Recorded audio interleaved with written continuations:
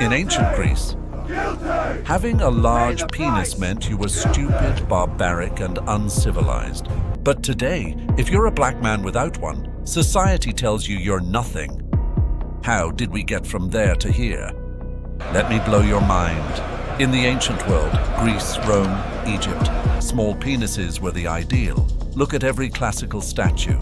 Michelangelo's David, Apollo, Zeus himself, small, tucked, modest.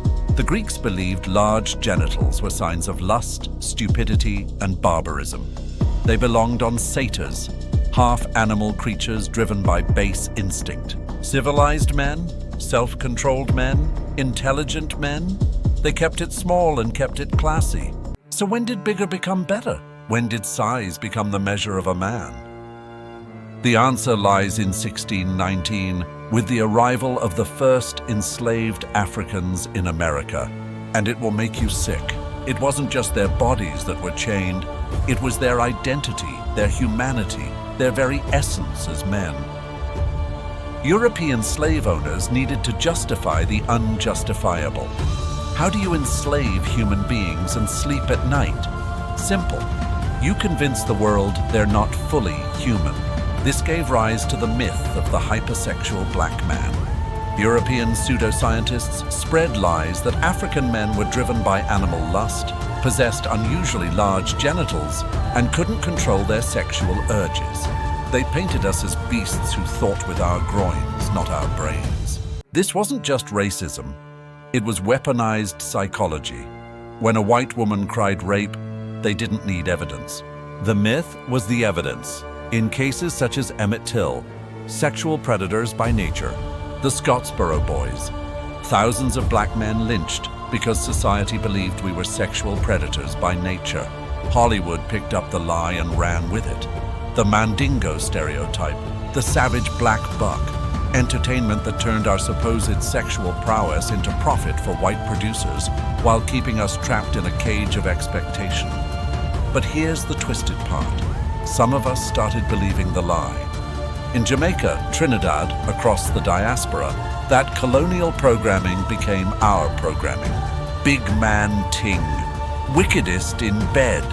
Size matters, scene. We basically turned the slave master's insult into our identity. Women learned to expect it, demand it, mock men who couldn't deliver. The plantation psychology became bedroom politics. My friend was 16 when a girl told the whole school he was small. He never recovered from that shame. Caribbean women will take bad things about everything, apart from your sexual performance. And this is the legacy, a cruel psychological trap. The world still uses this myth to reduce us, fetishize us, see us as one-dimensional sexual objects, not whole men. But we've internalized it too. It's become a toxic measuring stick for our own masculinity.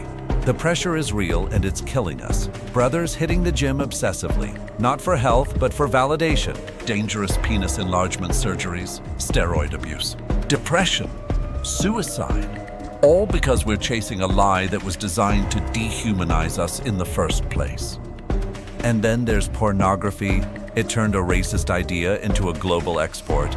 The industry even created the acronym BBC, not the British Broadcasting Corporation, but Big Black Cock, a porn term that reduces black men to a body part and turns our trauma into entertainment. Young black men thinking their worth is measured in inches. Young black women thinking that's all they should expect from us. The numbers don't lie. Suicide rates among young black men are rising faster than almost any other group. If this conversation resonates with you, hit the like button to signal that this message matters and share your thoughts in the comments. Here's the truth they don't want you to know. Real masculinity was never about size. It was about wisdom, protection, provision, and emotional intelligence. Our ancestors, before the ships, before the chains. They valued men who could lead, create, heal, and teach.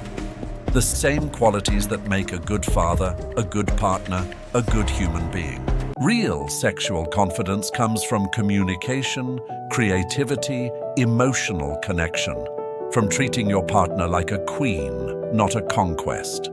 From knowing your worth isn't in your pants, it's in your purpose. To every black man watching this, you are not your stereotype.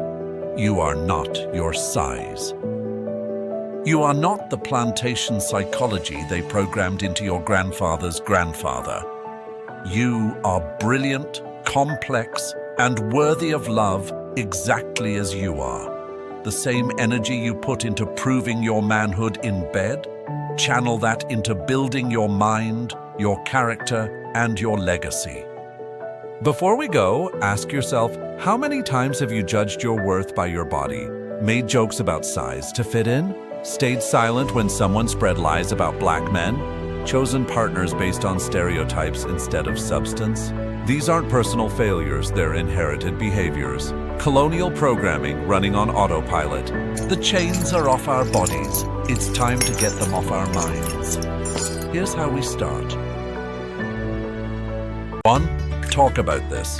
Have the uncomfortable conversation with your partners, your sons, your friends. De-weaponize the myth by dragging it into the light. 2. Redefine masculinity. In our music, our social media, our relationships, stop measuring manhood in inches. Start valuing integrity, intelligence, and emotional presence. 3. If you see a brother struggling with this pressure, reach out. The silence is what gives the stereotype its power. The silence is killing us. Next time, the strong black woman. How resilience became a burden that's slowly destroying our sisters. The chains are off our bodies, but they are still on our minds. This is episode 1 of Breaking Them. Subscribe to Echoes of Us. Because the past isn't over, it's inherited. But once you see the chains, you can choose to break them.